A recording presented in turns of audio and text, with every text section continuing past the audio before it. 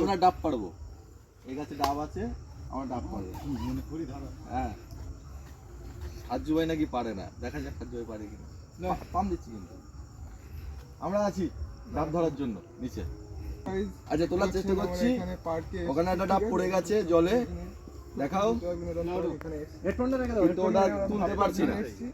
3-4টে রয়েছে, একেবারে ছোট গাছ, এটা অন্য প্রজাতির একটা গাছ, যদিও অন্য প্রজাতি মানে ডাব গাছ অন্য প্রজাতির।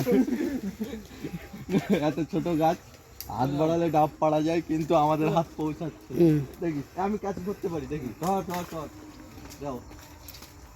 এই যে ডাব, আমরা ডাব পারলাম, খুব সুন্দর ডাব। এটা এবারে আমরা কাটবো, কেটে খাবো। এর ভিতরে আবার শ্বাস আছে।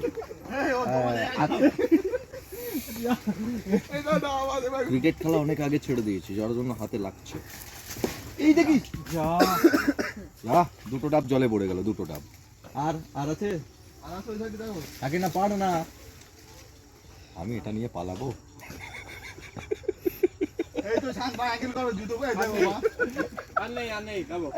আমি এটা নিয়ে পালাচ্ছি, কাউকে দেবো। জুতো দিচ্ছি।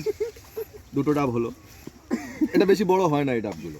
খেতে এর জল অত্যন্ত মিষ্টি, ভালো লাগবে। ডাব পাড়া হলো, এবার আমরা ডাব খাবো।